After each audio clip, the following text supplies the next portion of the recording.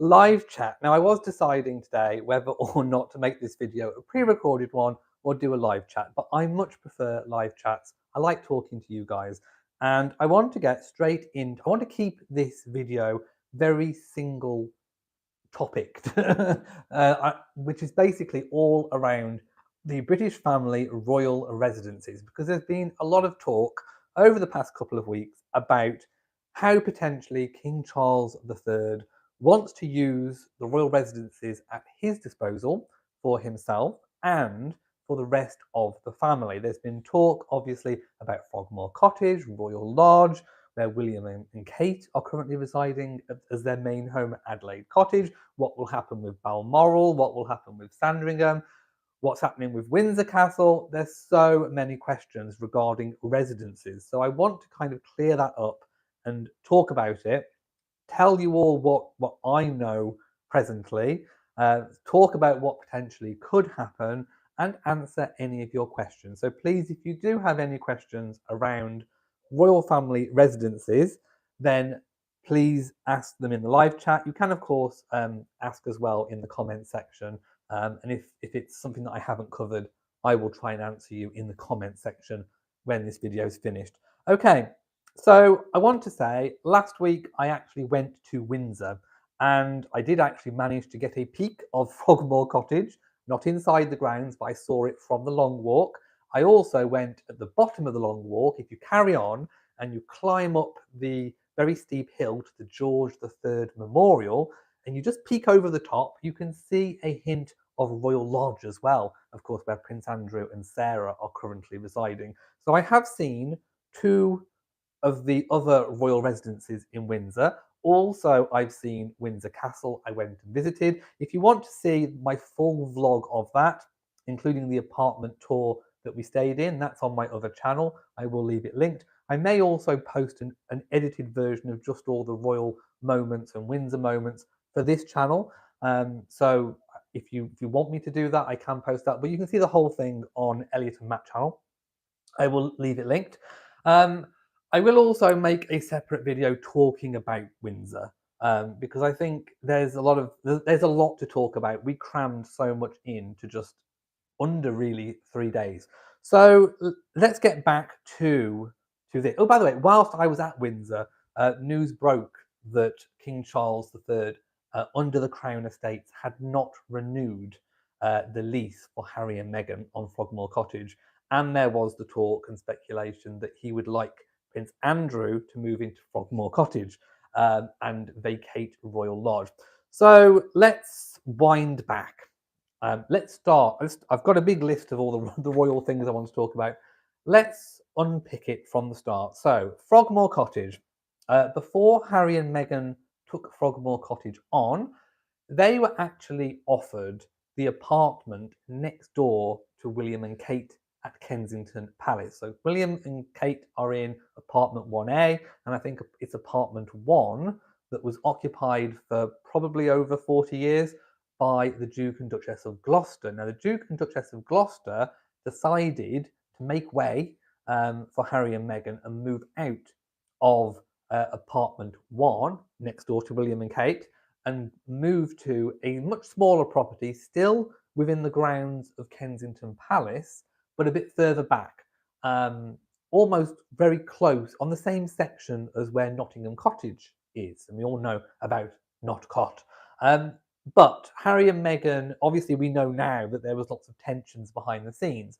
So I think they saw that as a bit too close to live to the Cambridges as they were at the time. So they refused apartment 1. And they opted for one singular home instead, and they thought that that would be good for Frogmore Cottage.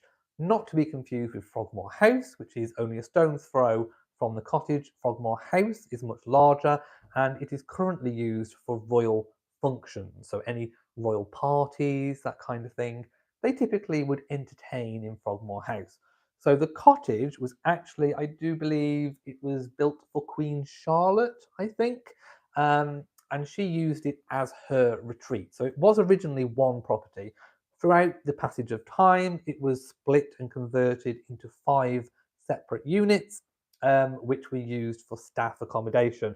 So when Harry and Meghan took Frogmore Cottage on, it needed extensive renovation work, and they decided, obviously, to return it, to restore it to one singular property. But it was never the Crown Estate's plan to restore it to one singular property. It could have been refurbished as 5 staff accommodations. So it was very much sort of restored to Harry and Meghan's specifications. So because of the expectation of Harry and Meghan being working royals for the rest of their lives, the Queen gifted, and this is the term gift is very loose when it comes to royal properties that are owned by the Crown Estates. So for their wedding, she gifted them the use of not Harry and Meghan don't have the deeds to Frogmore Cottage. They never have. They never did. But they had the use of Frogmore Cottage free of rent and free of renovation costs for the rest of their lives, in the expectation that they would have a lifetime of duty and service to the crown, to the royal family, to the British nation. It's almost like a grace and favour home. It's a thank you for all the work that they have done, or that Harry has done, and all the work they were expected to do in the future. So they took this on, and I think £2.4 million later, it was renovated. Plus, they did spend on their own fixtures and fittings. So then came the decision to step back, and that is when they came under immense press and public pressure to pay the money back, the 2.4 million. So it was never a formal request from Charles or the Queen. It was never a formal request from the Crown Estates. Harry and Meghan bowed to press and public pressure, and they volunteered that 2.4 million back. Now, at the time, I remember making a video talking about this and saying that I thought that would have also included a long lease. So I would have thought that if you were doing a good business deal, if you were a good negotiator, you would have paid back the 2.4 million and then had, for example, the same as Prince Andrew, a 75-year lease or something of that nature, which would obviously see them out pretty much the rest of their lives. So I was very shocked, really, when then it was revealed later that having paid back the 2.4 million, that they were also then paying rent on it. So that indicated to me that there hadn't been a deal done, that there wasn't a long-term lease on the property. So I thought that was a bit bad negotiating, really, in terms from the Sussex side. If you're looking at it from their point of view, it was a bit of a bad deal, really. But it also indicates to me that perhaps it was never their intentions to stay there full time. Perhaps all they wanted to do was just almost try and buy back a little bit of public favour. Maybe they thought that 2.4 million was not too much of a high price to pay to get back in the public's good books, to buy them some good publicity. And then maybe they thought, well, we'll just rent it on a yearly lease until we don't want to go there anymore. I don't think they ever necessarily wanted to return, I don't think. And obviously the pandemic got in the way as well.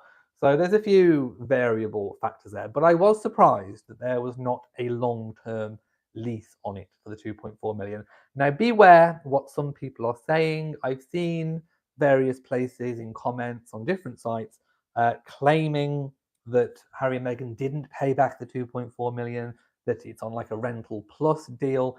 That was something that was considered in the early days, but that is not what happened. Harry and Meghan did actually pay back the 2.4 million. I wish I could share a screenshot here on the live chat, but if you actually check the year that they paid back the money, if you check the Crown Estate's accounts, then the 2.4 million donation is listed in their actual legal financial documents, and it names Harry by name, it names the amount, and it says that it is for the purpose of Frogmore Cottage. So yes, they did pay it back. That has been actually confirmed. and I do have a screenshot of that. Maybe I'll share it in the community section if you really want to see it, but they definitely 100% paid it back. So then fast forward to obviously Harry doing the his book Spare, and apparently on the day of publication, King Charles had had enough, and he had decided to ask the Crown Estates not to renew Harry's lease. But he did give Harry a term of grace and favour. I think they've got until July to vacate.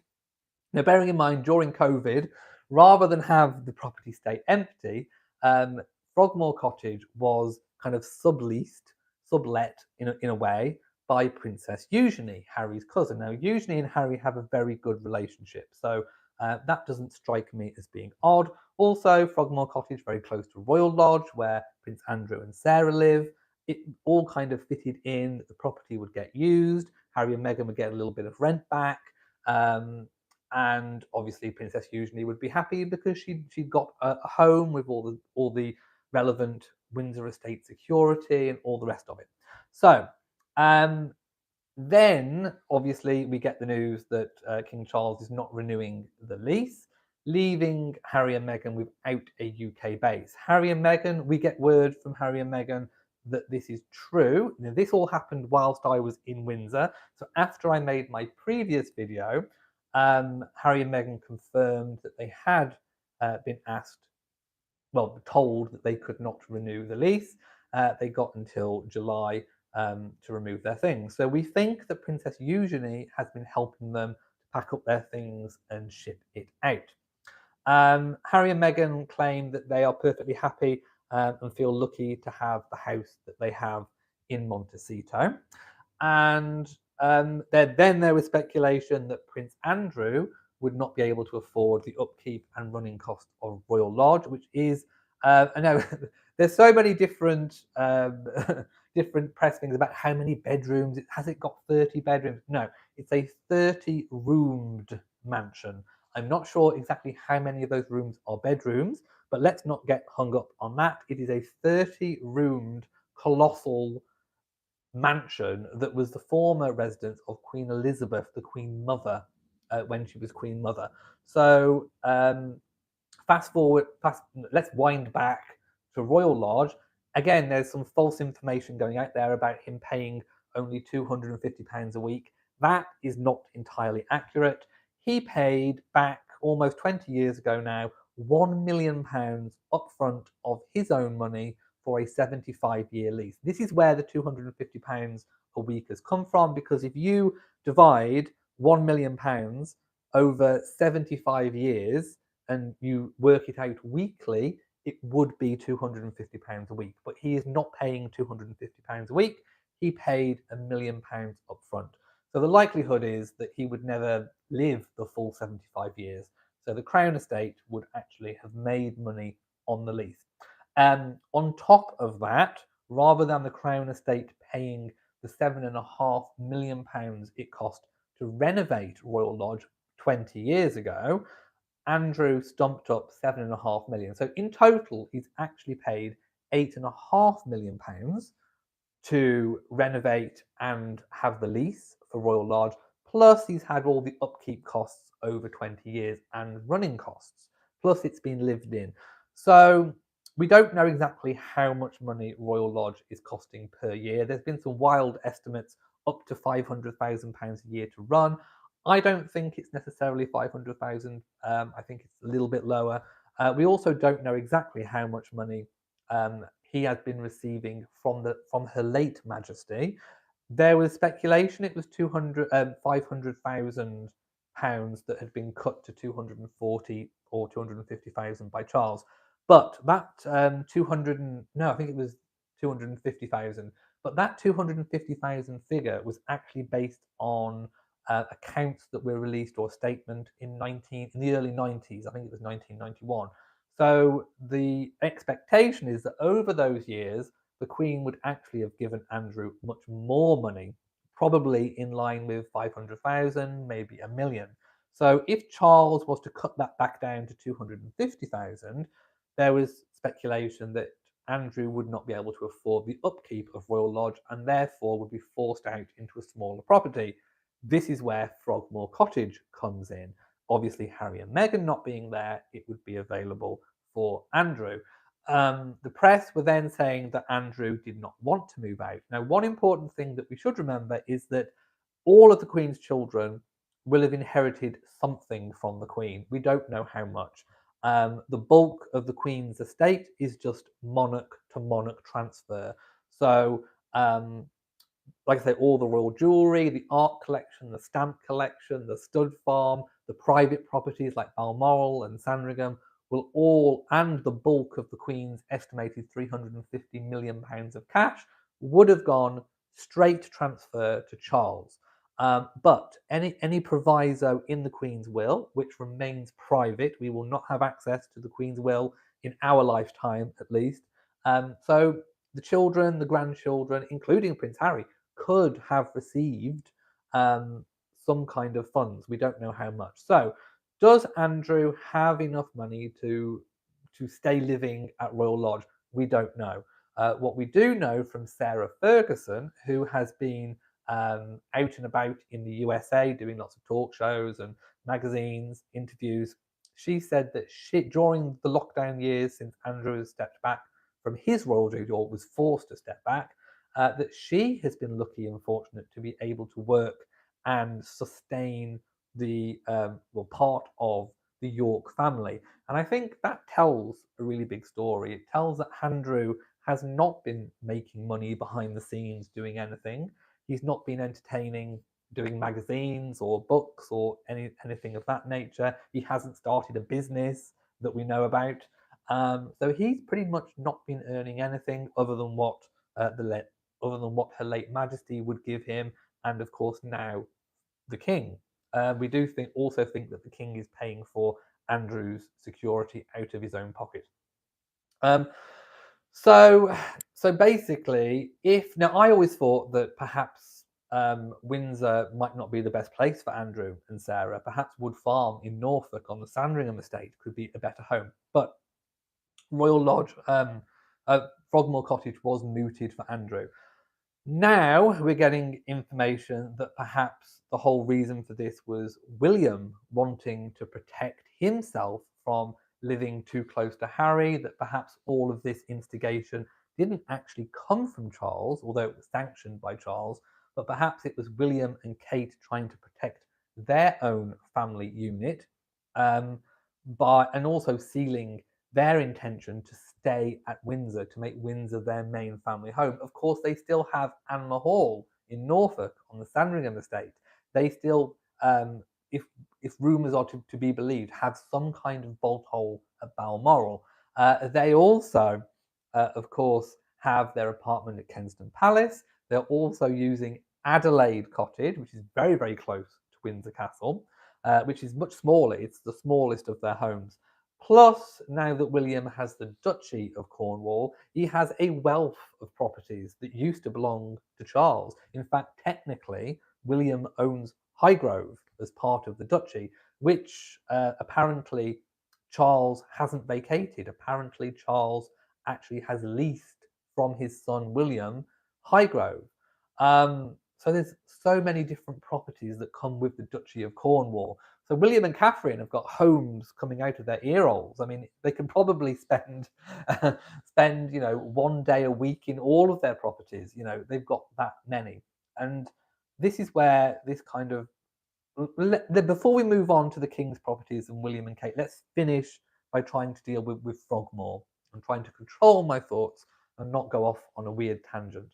So Frogmore. Now we're hearing rumours that perhaps if Andrew doesn't go there, which by the way, I don't think he will. I don't think Andrew is going to vacate Royal Lodge anytime soon. I've changed my mind. Originally, I thought maybe by the end of the year he'd move out and go to Wood Farm. I kind of don't see it now. I'm doubtful. I think maybe that he's got more money than what we think he's got. Anyway, time will tell. Time will tell whether he moves or not. But now people are talking that perhaps Frogmore Cottage has gone to Princess Eugenie, which kind of makes sense because she's been living there on and off anyway. Also, if ever Harry and Meghan wanted to come over, usually and Jack could put them up and house them in Frogmore anyway.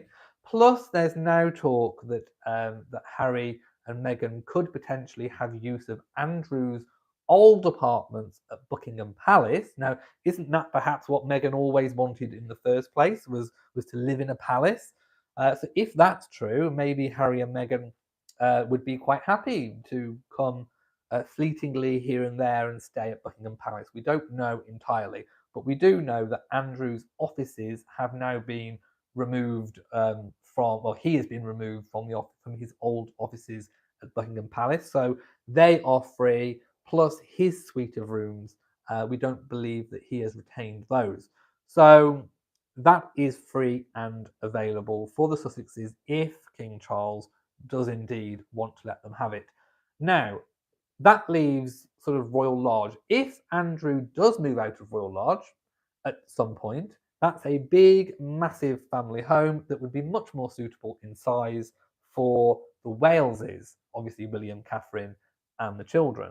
So we could see a bit of hopping there. We could see them moving from Adelaide Cottage to Royal Lodge if, only if Andrew and Sarah vacate and either go to Wood Farm or perhaps Frogmore if Princess usually doesn't have it. There's a lot of what ifs here. So let's look at a different scenario. If Andrew, let's just say Andrew was to move away to Wood Farm, usually could potentially have Frogmore Cottage. Princess Beatrice, who has a home in London that she's bought privately with her husband, Edo, they could potentially live in Adelaide Cottage, where the Waleses are now, and the Waleses could move to Royal Lodge. Whew, it's all getting a little bit confusing, isn't it? There's so many properties. Oh, if only I had so many properties and I didn't know what to do with them. Anyway, we now need to talk about Windsor Castle itself. So Windsor Castle was the former base in recent years, main home of Her Majesty, the late Queen. And she's got, well, had royal apartments at Windsor Castle. So there's the state apartments, there's St George's. I've been there last week, so I've seen it all. And then there's the royal apartments, which are on the other side of the quadrangle opposite the state apartments. There's also a swimming pool. By the way, I looked through one of the stateroom windows, and maybe people don't know, but Windsor Castle has a private swimming pool. And I asked that, do they at some point let the public or the staff use it? I think in lockdown they did, but no, it's back to being a fully private swimming pool. So we think that Charles is not particularly fond of Windsor, probably because of all the low-flying planes. Of course, Windsor is on the approach to Heathrow Airport. Planes were constantly whizzing overhead. You kind of get used to the noise after a bit, but Charles, being a bit of a country-loving bumpkin that he is, I think would quite prefer the peace and quiet. So, stories came out yesterday and the day before that Charles wants to make Windsor Castle his main home. He started renovations on it. He's been planting trees. He's been moving and putting into storage the Queen's belongings. I think it's all a load of bunkum, my loves. I really do, because I was talking to staff at the palace only last week, and they were telling me that Charles and Camilla have made no firm decisions on how they are going to use their royal properties at the moment.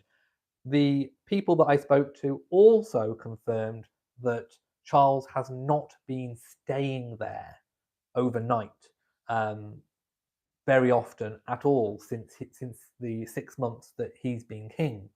So I would not believe the rumours that he's going to make Windsor Castle his main home 3 to 4 nights a week. I don't think that is true. Yes, he's been planting some hedges. Yes, he's been doing maintenance work. That goes on anyway. It's no indication that he's going to stay there 3 to 4 days a week. Also, the Queen's personal belongings will have to be, packed away, archived, distributed between family members. Charles is going to want to revamp the royal apartment so that when he does stay, on the days he does stay, that it's more homely to him. So I can understand that. I think Charles was there yesterday on a working trip, but in terms of actually living there, I can tell you for certain that the staff said that they were so used to the Queen living there that it was very strange not to have the monarch actually living there. So I don't think Windsor Castle is one of Charles's favourite homes. We need to look at actually the pattern of royal movement that Charles is actually doing at the moment. And what we're seeing very much is that in the working week, so say Monday to Thursday, I loosely say Monday to Thursday with a bit of Friday thrown in for good measure. Charles is using London. He's using Buckingham Palace as the office to entertain and do all of his work functions, and have his weekly audience with the Prime Minister.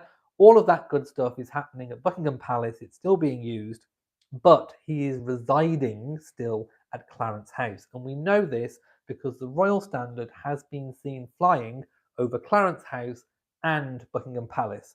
So I'm not sure. There's a little bit of confusion whether or not the Royal Standard has been flying at the same time over Buckingham Palace and Clarence House, almost as if is the palace treating Clarence House and Buckingham Palace almost as one entity. So if Charles is in Clarence House, then the Royal Standard flies on the palace too. I don't know. I haven't been there to see this happening. All I've seen is two photos of the palace with the Royal Standard and Clarence House with the Royal Standard. So it could be, as I suspect, that when he's in Clarence House, when he leaves it to make the very short distance to Buckingham Palace, the flag at Clarence House comes down, and then the one at Buckingham Palace goes up, and then vice versa when he returns. So because it's a very short journey, there could be a little bit of overlap where the flags are up at the same time, very briefly, until one's hired and lowered. They're going to have to work that out because it is a little bit confusing, especially to tourists when they come, because they know to look out for the Royal Standard on a building, and they know that if a building is flying the Royal Standard, that the monarch is present. So they're going to have to sort that out. But anyway, in the working week, I think the palace is being used with Clarence House as the residence. Then we know, because we've seen it happen, Charles has been seen Sandringham at church most weekends. So I think sort of late Friday or Friday afternoon, he travels to Sandringham, spends the weekend there, and then either returns to Buckingham Palace and Clarence House on the Monday morning or very, very late on the Sunday night. So we know that he's using Sandringham. We know that he's using Clarence House. There is no evidence that he's been, in fact, I know because I was talking to the staff, he hasn't really been using Windsor Castle, which, if it's not one of his favourite residences, that's fine. We also know that during the downtime over Christmas, he did spend a lot of time up at Balmoral. We think he still stayed at Burke Hall rather than the main Balmoral house. There was a bit of talk that Balmoral could have been turned into some kind of monument or museum open to the public uh, to kind of commemorate the life of Queen Elizabeth. I don't think that's going to happen. The reason why is because Balmoral is already open certain times of the year to the public. You can even stay on the estate. You can rent one of the accommodations, one of the holiday lets there, very very close to the palace as well. Yeah, to the palace, to the main Balmoral house, the castle. We'll call it the castle because it is Balmoral Castle. Um, so I don't think it's going to be a museum for Queen Elizabeth, mainly because it's actually very much an ode to Queen Victoria and Prince Albert. A lot of the original carpets and wallpapers and furniture still exist, and paintings and decoration still exists as it was from Victoria's day. So it's more of an ode to Queen Victoria than it ever is to Queen Elizabeth, because Queen Elizabeth didn't really change much. But anyway, I don't think that'll happen. I think in the summer, Balmoral will be used and Burke Hall by Charles and Camilla and the royal family as a summer relaxation home. Also, I think for sort of Hogmanay New Year going into February, Balmoral will be used. Like I say, I think Sandringham will be used most weekends. I think Sandringham will be used for the Christmas holidays. Highgrove is now owned by William, leased to King Charles. I think that will be still retained by Charles, but we don't know when he's going to be using it. When is he going to find the time to use Highgrove? William and Kate also have the Welsh property that was bought by the Duchy of Cornwall under the stewardship of Charles. So they've got that. So Charles has got many, many, many homes, and he hasn't fallen into a pattern, a regular pattern yet, other than the one that I've just mentioned. So yeah, once the palace renovations have been finalised and completed, I think there's another 4 to 5 years left. All the resurfacing works. I don't think Charles will move back into the royal apartments there. He may stay there from time to time overnight if there's something important going on, but I don't think he'll be going there full time like the Queen did in her working week. Thank you, Stephanie, who's donated $20 US. Thank you so much. And says, love your trip to Windsor. Here is a bit for your trip to Sandringham. Oh, you know that I want to go to Sandringham. That would be a dream come true.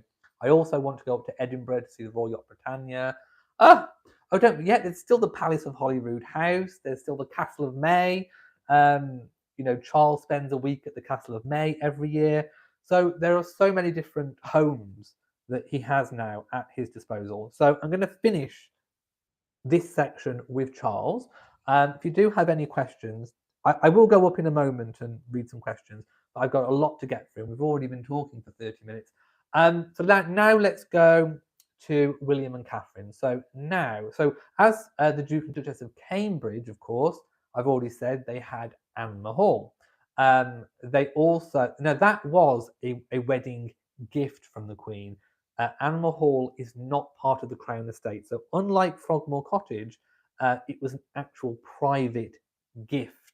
So that is not part of any lease or anything of that nature. That is private property. And it makes sense because it is part of the Sandringham estate. And of course, William will one day inherit the Sandringham estate and it will all kind of merge back together. So I could see why they did that. That just made perfect sense to me. It was very logical decision from the Queen. So they've got that. They also have their London apartment 1A, which they have no sign of vacating at the moment, but I don't think they spend a lot of time there. William and Kate, I think, spend most of the summer holidays at Anmer. When they are in London, they will probably use Kensington Palace as their main base. Their offices are still there, but their main family home now is Adelaide Cottage, which they moved into shortly before, I think it was shortly before the Queen passed away. So definitely shows an intention to live pretty much full time at Windsor. And of course, all the children now go to the same school in Windsor, in and around Windsor. So that makes full sense that their base would be there. Will they, won't they move into Royal Lodge? Entirely depends upon whether Prince Andrew and Sarah are going to move elsewhere. But like I say, under the Duchy, William owns so many more properties that we may see him and Catherine spending some weeks here and there in. And we do know that they sort of promised that they would get to know Wales a lot better. So I imagine that they will stay some time in the Welsh property that Charles and Camilla previously spent. I think it was a week in May or something of that nature, a week or a couple of weeks in May. I think mostly Charles went. Charles definitely went on his own, at least. So I imagine they'll be spending a little bit of time in Wales, getting to know the country which they derive their new title, Prince and Princess of Wales, from. I don't think they're going to be purchasing any further properties. Will Harry and Meghan buy a property in the UK? I don't think so at the moment, but they could, if they didn't want to take up any offers, or if any offers of Buckingham Palace apartments were not made, or they don't want to take them up, they could potentially purchase a property. But it would be a lot safer if they did have a royal residence, because it comes with the royal protection that those residences bring. Right, I'm going to go up. I don't think I've missed any royals in terms of properties, but if you do want, right, I think I'm going to have a chat here and yeah, I think I'm just going to have to end it because record. I'll give it one more chance. I'll give it one more chance as a hello, can you hear me? I can see Helene loves music who says, has anyone tried rejoining? It's a good idea. Can you please let me know if you can hear me? Am I back? Am I back? Right. If you didn't get to the message, we just had a power cut, so it interfered with all of the computer systems, the Wi-Fi, everything. It interfered with all of the computer systems, the Wi-Fi, everything. So I'm back on my mobile data now. So if it does cut off, you understand. I'm back on my mobile data now. So if it does cut off, you understand why. Right. This is the beauty of live TV. All can all go wrong. There we go. We're back. There we are. So where was it? I was reading Steve's comment, wasn't I? Steve says Windsor is pretty much a second office for the king. Yes. And Windsor traditionally has been used to host certain state occasions and events. And to a certain extent, it may lend itself better to certain royal visits or state occasions better than Buckingham Palace. So I do think that the king and the queen will stay there when there is something particularly going on. But I don't think Windsor Castle is going to be the king's main home. I just can't see it, if I'm honest. Right. So because, ooh, let me just.